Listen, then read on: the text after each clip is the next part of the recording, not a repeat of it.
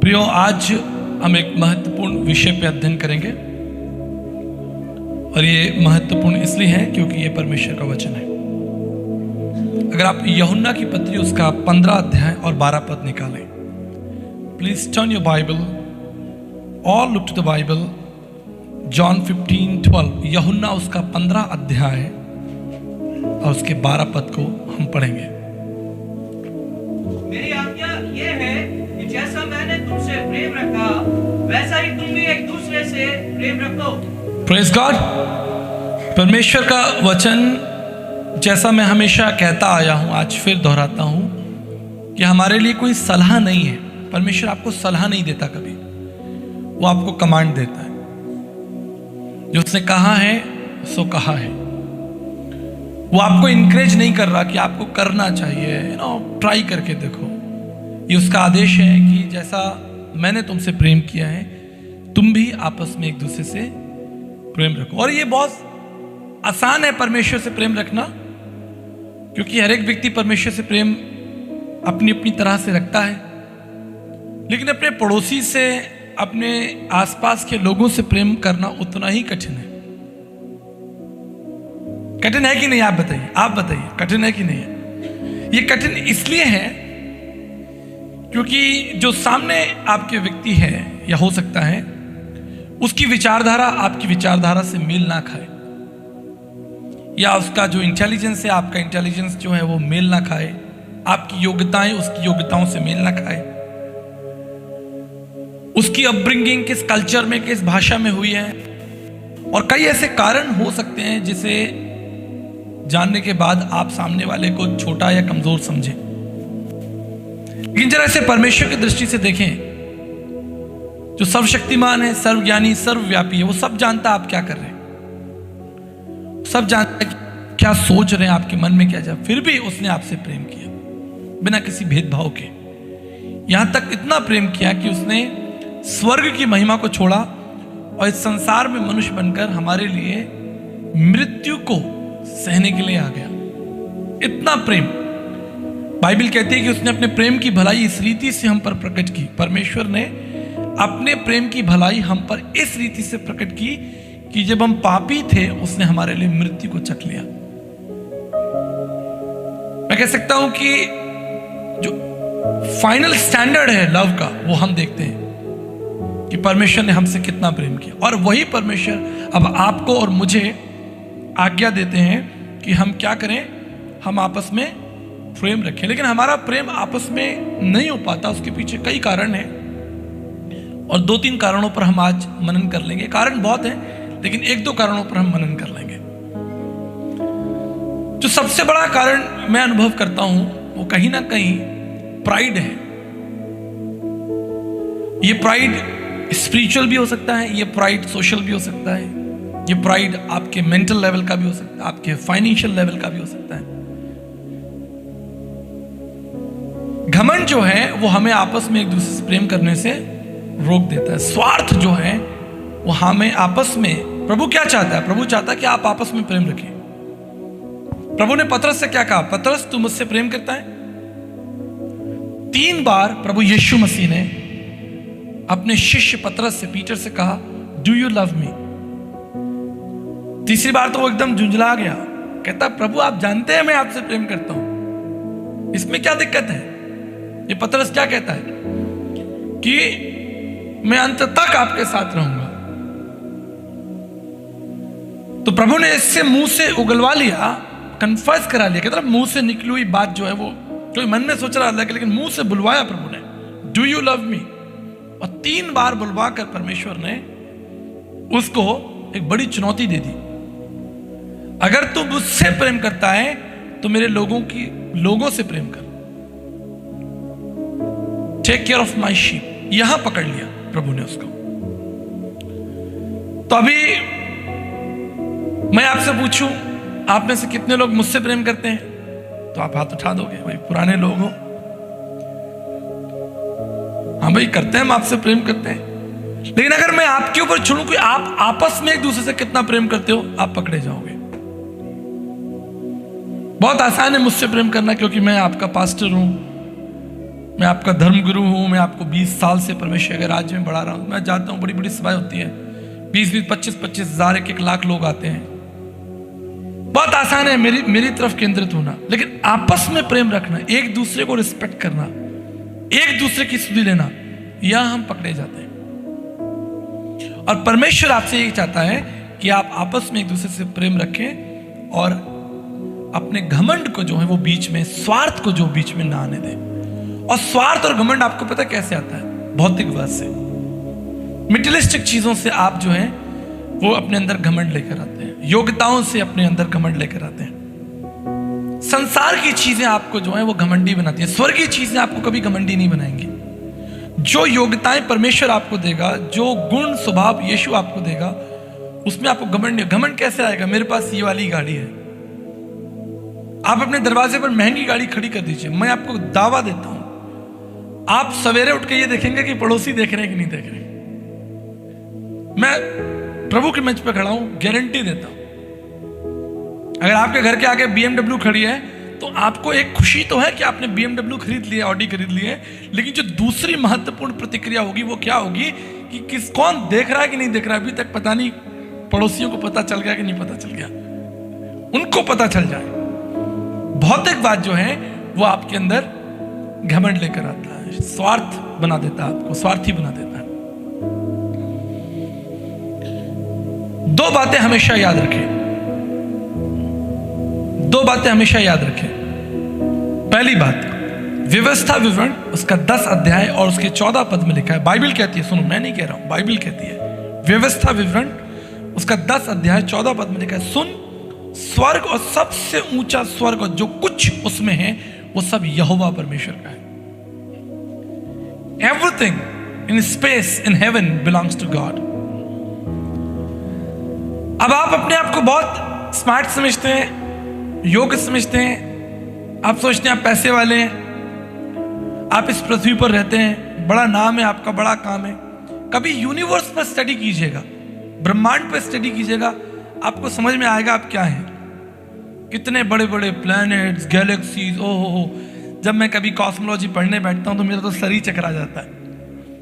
हम बहुत छोटे से ग्रह पर रहते हैं, एक छोटी सी दुनिया में रहते हैं। पृथ्वी एक बहुत छोटा सा ग्रह है। इसलिए जो परमेश्वर का दास है वो आपको क्या सिखा रहा है? व्यवस्था विवरण में सुन, स्वर्ग और जो कुछ स्वर्ग में है, जो कुछ स्पेस में है, ठीक है। कैंक्री 55E का नाम सुना है? कैंक्री 55 मैंने कई बार प्रचार किया है। ये एक प्लैनेट है। आप में से कोई है किसी ने हीरे की अंगूठी पहन रखी हो? चलो देखा तो होगा, पंकज जी ने तो पहन रखी होगी, मुझे पता है। अरे पंकज जी आप ना पहने हीरे की अंगूठी, ऐसा कैसे हो सकता है? तो हम कितना हीरा खरीदते हैं, छोटा सा हीरा खरीद लेते हैं, अंगूठी में लगा लेते हैं, कुछ पहन लेते हैं, खुश हो जाते हैं, हमारे पास हीरे हैं सब। सो यूनिवर्स में एक प्लैनेट है जिसका नाम है कैंक्री 55E। इस प्लैनेट की दो विशेषताएं हैं। पहली विशेषता यह है कि ये प्लैनेट जो है वो पृथ्वी से दुगना है, डबल साइज ऑफ अर्थ। और इसकी दूसरी विशेषता यह है कि पूरा प्लैनेट ही हीरे का है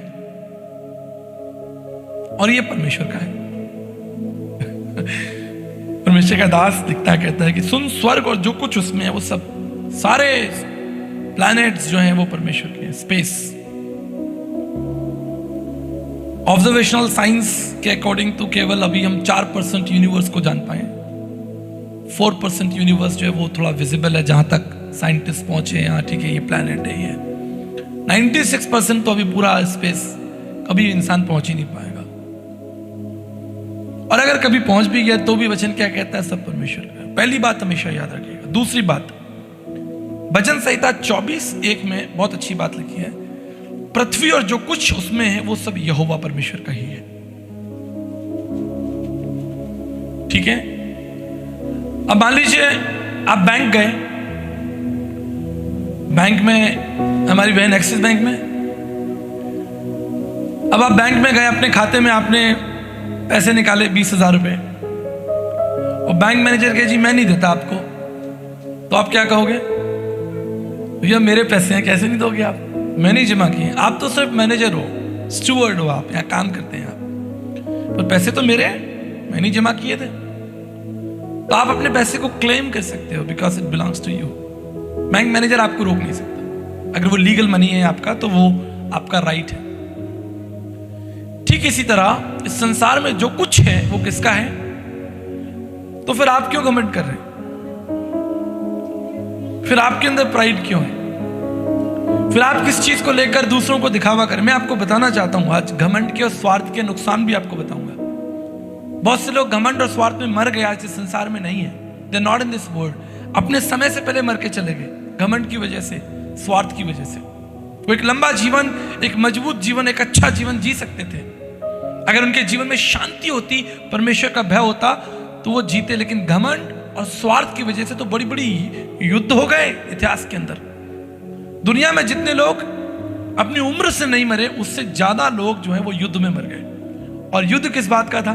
घमंड का था, प्राइड था,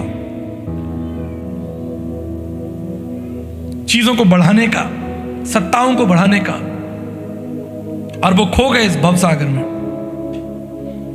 हम देखेंगे कुछ महत्वपूर्ण पदों को देखेंगे। अगर दानियल की पुस्तक निकालें, दानियल की पुस्तक उसका 4 अध्याय और 30 पद को देखें जरा। Book of Daniel chapter 4 verse 30 है क्या लिखा है? क्या ये बड़ा बेबीलोन नहीं है जिसे मैंने ने अपने बल और सामर्थ से राज निवास होने को और अपने प्रताप की बढ़ाई के लिए बसाया है? इतिहास में एक राजा हुआ, दानियल की पुस्तक में उसका नाम है राजा नबूकदनेस्सर। अगर आप बाइबल पढ़ते हैं तो आप जानेंगे और आपको आनंद भी आएगा। देखिए मैं फिर बता रहा हूं, जो लोग बाइबल पढ़ते हैं उनको आनंद आएगा। जैसे होनार स्टूडेंट कौन होता है आपको मालूम है? जो टीचर के साथ साथ चलता है। होनार आप कैसे बनते हैं?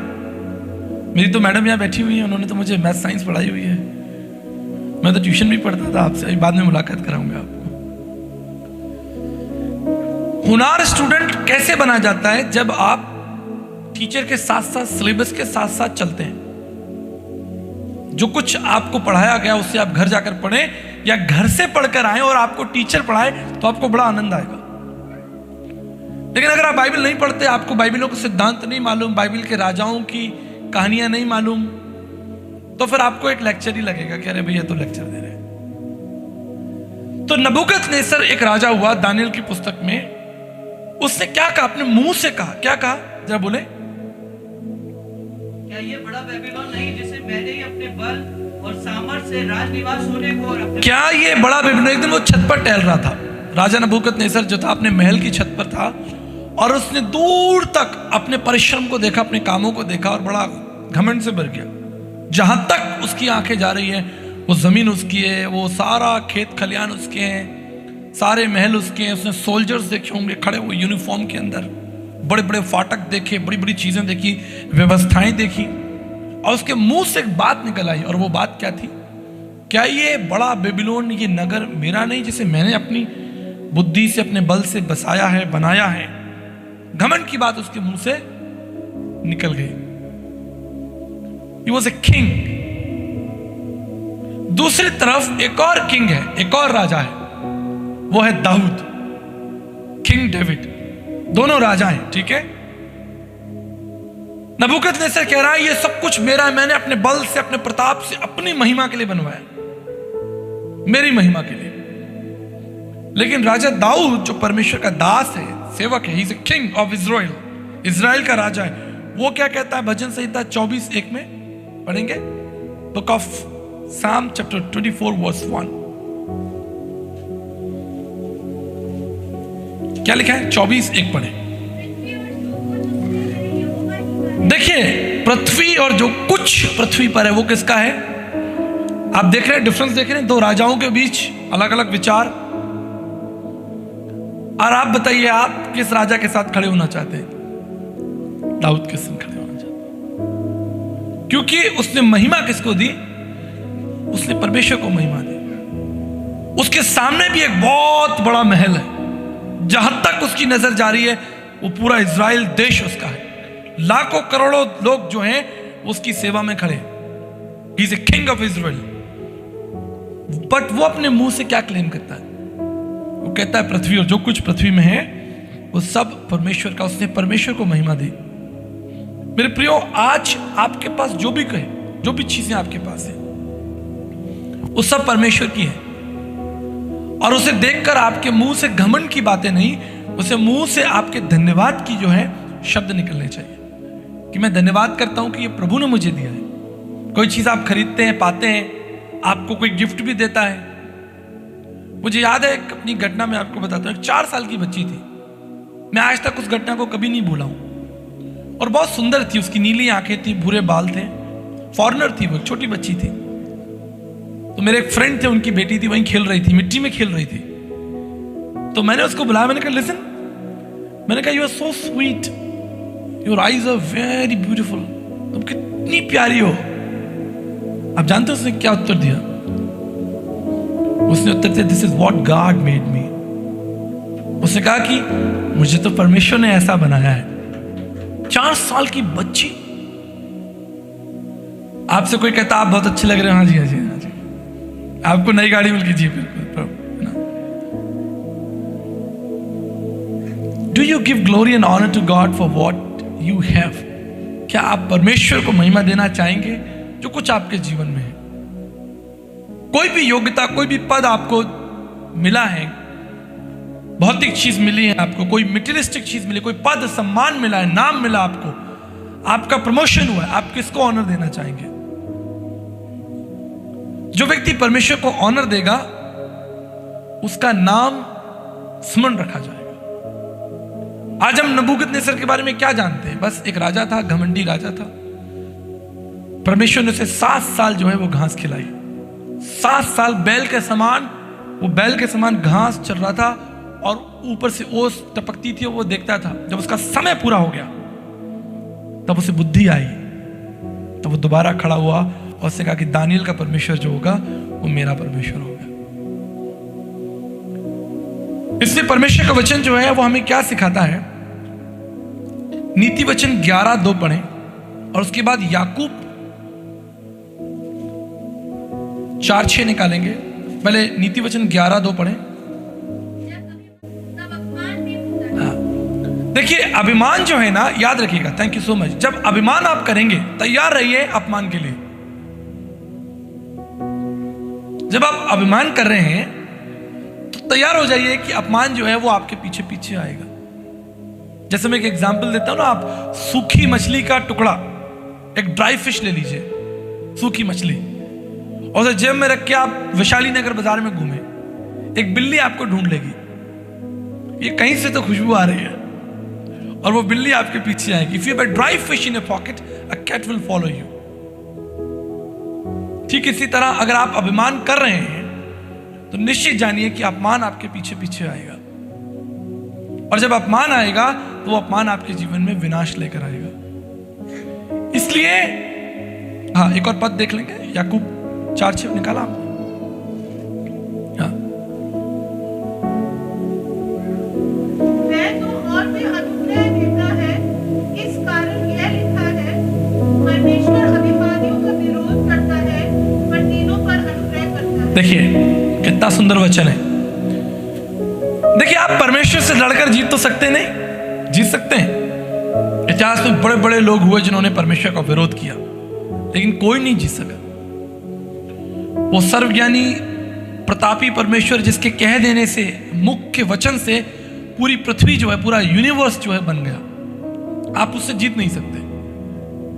इसलिए उसने आपके सामने सरल शब्दों में, स्पष्टता में एक बात लिख दी है, और वो क्या है कि परमेश्वर अभिमानियों का क्या करता है? सामना करेगा परमेश्वर। इससे किसी भी प्रकार के अभिमान को अपने जीवन में ना आने दे। अपनी सुंदरता को लेकर, अपनी योग्यताओं को लेकर, अपनी प्रतिभाओं को लेकर, कोई भी योग्यता प्रभु ने आपको दी है उसके आगे नतमस्तक रहे। आपको मालूम है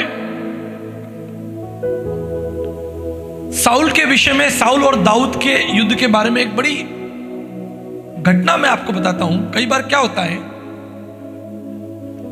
अगर आप सीधे मार्ग पर चल रहे हैं मेरी बात ध्यान से समझ लीजिए। अगर आप सीधे मार्ग पर चल रहे हैं और आप कोई गलती नहीं कर रहे हैं, शैतान किसी को भेजकर आपसे गलती करवा देगा। वो कोई ना कोई इंस्पिरेशन ले, आपके मन की बात नहीं भी होगी तो भी वो कहीं से कोई एक इंफॉर्मेशन ले आएगा और वो आपके कान में डाल देगा। जब दाऊद ने गोलियत को मार दिया, ध्यान से सुनिए, बहुत सीक्रेट आपको बता रहा हूं, सीक्रेट। जब दाऊद ने गोलियत को मारा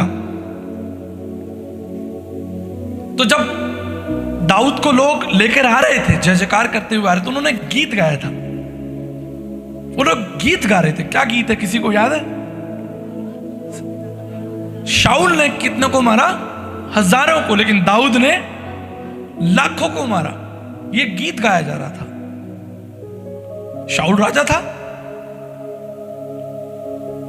और उसने देखा कि मैंने तो हजारों को मारा है, लेकिन दाऊद ने लाखों को मारा। ये लोग गीत गा रहे हैं, जबकि उसने कितनों को मारा था? एक व्यक्ति को मारा था, गोलियत को। पर गोलियत इतना ताकतवर था, इतना विराट था फिजिकली, कि कोई उससे लड़ना ही नहीं सकता था। सब भाग गए गोलियत को देखकर। कहानी तो आपको पता है, गोलियत कितना बड़ा दानव था, उससे कोई नहीं लड़ता। पूरी इजराइल की जो सेना थी वो पीछे जा रही थी,